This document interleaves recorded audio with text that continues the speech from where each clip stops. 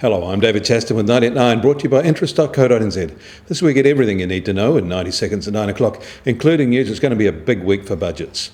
The first one comes from Australia this week, followed by New Zealand a couple of days later. The assumptions in these plans will be tested by external trends. Slowing growth in China is something everyone, including the Chinese leadership, is now accepting.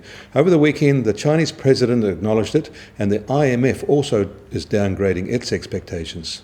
The new normal is now flowing through to the prices China is paying for its commodity imports. It says no big new stimulus programs will be used to soften the transition. In fact, lower demand is keeping a lid on consumer prices in China. They slowed to 1.8% in April, and the producer prices are still declining. In fact, they are talking up the fear of deflation now, and it's likely to have a big impact in Australia, undermining some of the tax collection assumptions in the budget they're about to get on Tuesday evening. Late on Friday, the RBA released its monetary policy statement, revealing that their central bank is ready to run a loose monetary policy for as long as their weakness lasts. We start the week with gold still languishing below $1,290 an ounce.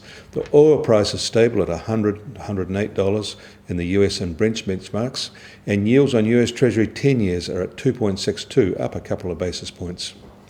Equities shone in New York at the end of last week, with the Dow closing at a record high on general market rise. On the exchange rate, we start today with the New Zealand dollar a little lower at 86.1 US cents, unchanged against the Aussie at 92.2, and the TWI is just on 80. I'm David Chaston. That was 90 at 9, brought to you by interest.co.nz.